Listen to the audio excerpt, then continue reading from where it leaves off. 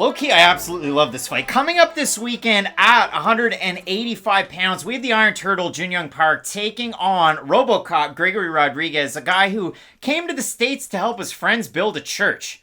You don't believe me? Look that stuff up. It's absolutely insane. He's had a wild MMA career that spanned, a little bit of training in California, moved his camp over to Sanford MMA, comes into the UFC. The rest is history.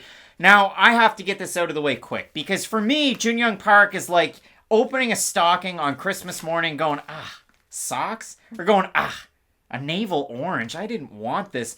But then I really sit back and you get books. In my case, you get different things to add to the display behind you. I was going to say, Craig, don't sit down like you read. You circle on back to the socks and you put them on and you're like, you know what? I like these socks. And then you're a year down the road and you forget about the stuff in the display and you're still wearing those socks going, gosh darn it, that was pretty good. And then to circle back on the orange, it's like, hey, that was a tasty treat. I'm not getting scurvy now. When I look at Jun Yong Park, his debut against Anthony Fluffy Hernandez, I look at, and I'm dead serious when I say this because we've had these missteps before. Everybody has them. I'll admit when I'm wrong. It's like when Jonathan Pierce fought Joe Lozon. How much stock can you put into a loss to Fluffy Hernandez? Because, listen, he's the black belt hunter at this point. And I look at that fight that he had against Hernandez as a giant blip in the radar, an opportunity for him to fix holes in his games. And this is where I have the proof to back it up. He got taken down 6 times by Hernandez in that fight, ultimately submitted. Then he fights Marc-Andre Barrio, goes 5 of 10 for his takedown attempts against a power bar that has good takedown defense. He goes 4 for 4 against John Phillips. All 3 of the judges scored that fight, 30-25 for Park. Then he takes on Tafon Chukwe, goes 2 of 5, and owns him and dominates him on the ground. So for me, Jun Yong Park is not just a very good boxer, not just a guy that can move forward, that can eat and give and receive. He's a guy that can continue to improve his game. I remember talking about it before his last fight against Chukwe, where I picked Chukwe to win that fight. I said he's training with, Dongyi Yang, the Ox. And I went, wow, that's a giant plus for a guy like Jun Yong Park. And then I picked Chukwe anyway. I was so wrong to do that, so I want to give this guy his flowers. I absolutely love watching Jun Yong Park fight, and I have to say the same thing for Rodrigues, who I watch his fight when he takes on Jordan Williams. I discount it, and then I look at everything he's done since, and I go, wow, this guy's turned it around too, so I can't put as much stock into losses like that. Sometimes it's hard, and sometimes you need to, but these guys have proven me wrong now time and again, and I absolutely love their fight styles. I think this fight's going to be phenomenal. There's few unranked middleweight rematches that I feel like need to happen. Fluffy Hernandez versus Jun Yong Park would be a great rematch to make in the future if either guy ever gets in the rankings. Like, that might not be a main event fight night card, but that's definitely a co-main event slot. Before we go too far and we talk about Gregory Rodrigues, this is a great opportunity. Let's throw it on back to a 15-minute card breaks rookie review because we had so many things to say before his fight against Dusko. Let's give it back to the rookie review. Big time banger coming up this weekend at 185 pounds, replacing Maki Pitolo. We have Gregory Rodrigues, and man, is he coming in at a good time. I like this fight almost more than the original booking, taking on Duško Todorovic. And Matt, holy smokes. For Gregory Rodrigues, you look at it, and this is a guy that a lot of people probably counted out. His last loss was on Contender Series. He got finished by Jordan Williams, who punched his ticket to the UFC. So what does Rodrigues do? He doesn't sit there and slouch. He goes back to LFA. And a little bit over a month and a half, almost 2 months ago, he fights Almatavao. And you might go, Craig, well, you've talked some smack about Almatavao here in the past. And yes, I have. But he finished him. That's a decent win. You finish a guy like that, that's great. And then on short notice, he fights Josh Fremd over with LFA for the middleweight belt, and it was vacant. Think of all the great middleweights they've had in LFA that have held that belt. Brendan Allen being one of them. Eric Anders being another one. So many great... Marcus Perez, another one. Like, we could go on all day. No, he was a welterweight. We could go on forever. But for Rodrigues, Robocop, he's coming in here with a head of steam. Again, that fight that he took... Now, listen, it wasn't 2 days and 16 hours ago. But yeah, it was just last weekend. So now he's going to fight again this week. Taking on Duško. Holy smokes, it's a tough fight. But if anybody can do it, maybe it's him. If we're really going to give Gregory Rodrigues his Flowers, he does have really good power in his hands and with both hands too. He's good from the orthodox and from the southpaw, or at least he has good power from both sides. And when you're fighting a guy like Dusko, who, yes, I think Dusko's the more well-rounded guy on the feet. I think he's the more, I should say, polished striker out of these two. But the fact that Dusko has such a big issue with his defense on the feet, he's going to give a lot of guys who maybe technically aren't on his level a chance to beat him every time he steps in.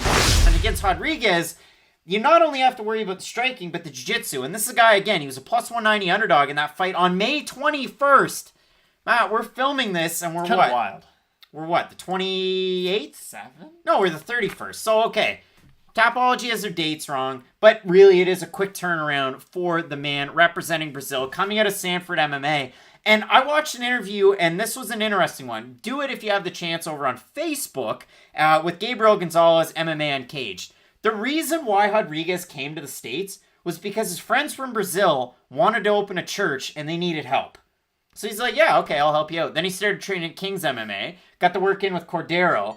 Then he went to Florida and boom, like Bob's your uncle. It's kind of crazy to hear that story. So I'm going to let you take over. When Gregory fought Dusko, you look at the scores for that one. 2 30-27s, you had 129-28. I mean, round 3, what? Like, probably didn't win that one, but he went off to such a fast start. He threw off Dushko's total game. It was a great performance. And again, high ceilings for both guys. I agree 100%. The winner of this fight isn't going to get a ranked opponent next, but if they got one more win, I'd say, then maybe they're on that borderline, because I was going to bring up just other unranked middleweights. Like, Brendan Allen's a guy who could probably face the winner of this fight. I really do feel like, Rodrigues and Park are both in that, like, we're only one fight away category. The winner of Ian Heinisch and Sam Alvey. You know, right? A fight that doesn't need to happen, but for some reason is. It gives you the idea as to what the ceilings, just sort of the overall landscape of Park and Rodrigues is in the division, because I truly believe that both guys on their best day could probably offer a difficult fight to that lower end of the rankings right now, especially Park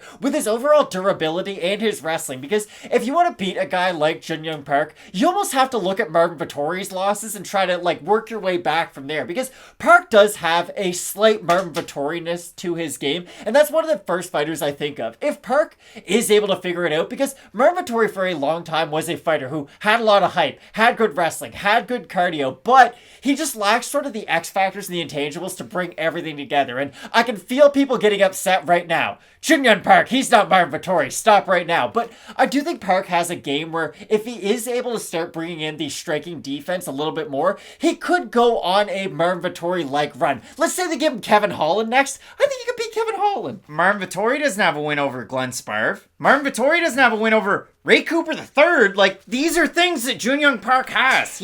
They're tangible. Not really, records aren't tangible. I mean, unless you got, like, Half Moon Run, a blemish in the Great Life. But when you look at this fight, again, two very dynamic guys with very contrasting styles. Oh, 100%. Now, with Rodrigues, I think he's going to have a little bit more success on the feet at range, but the weird thing is that if he does end up throwing too many kicks, they're going to result in him getting taken down a lot. If you look at what Park was able to do against Chukwe, it's not just that his wrestling was great, and you bring up the numbers, he only went, 2 for 5? It wasn't like he used a crazy amount of volume to go out there and get his takedowns, but what he did do, he timed the strikes of Chukwe phenomenally. He waited until Chukwe was finally starting to unload blitz forward, and that's when he decided, hey, I'm going for your hips now. And it will be really interesting because Rodrigues, where he's going to have his most success at that range, is where he will be susceptible to some of those takedowns from Park. So this is going to be one of those really close fights, and like you had said for, what was it, the Jeff Molina, Daniel Lacerda fight, you hate to say this could be a split decision, but I can see a world where Rodrigues gets off to a great start. He's got a great level of volume, and just really his strikes are able to catch Park from so far away that Park isn't able to mix in his strikes with his wrestling at all in the first round. But it could be one of those fights where as Rodrigues starts to tire as this fight goes on, I could see Park slowly starting to bring his way back into the fight. It's really just going to matter, when does the cardio factor play a part? Because if Park can start to take over and really implement his wrestling in, let's say, the latter stage of the first round, let's say he gets a takedown with 10 seconds left in the first round, loses that round, but at least inspires a little bit of confidence moving forward, then maybe Park could go out there, use that grinding game plan, and win the second and third round. But if Rodrigues is able to land a lot of leg kicks early and just take away some of the explosiveness of Park's takedown attempts, then I think Rodrigues could have, I don't want to say an easy fight because no fight's ever easy, but I definitely could see him fighting one of those fights where it's at range and Park's just never really able to close that distance. And Rodrigues has ungodly power. It's absolutely insane. And you see that with the level of finishes that he has on his record. A guy that's had a great streak lately. Both guys 4-1 in their last 5. When you look at the odds for this one, Park opened a decent favorite, -170. You can now see him in and around the, -110 mark. Same thing for Rodrigues. Opened up a +145, -110. So pick 'em odds for this one. If we have a look at the votes, I'm going to assume here, Matt, we're going to play a little game. I'm going to say 70% Park. I would agree. That's what I was thinking. Yeah, I agree. Look at that. I mean, 801 total votes, 65% Park. What is it? 86% by decision for the 35% that have Rodrigues.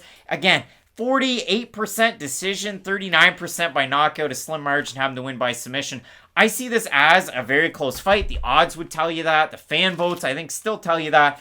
Again, I like what Jun Yong Park's been doing, and I know I've talked about him a lot more than I have Rodrigues. Insert the old rookie review, but I do like Park's overall game in this one. I think it's one of those ones that just kind of stymies all of the giant, kind of X factors, those superstar Madden kind of things that Rodrigues has. I see this one as another win for South Korea's Park. The thing that worries me, now I do agree, my official prediction will be Jun Yong Park.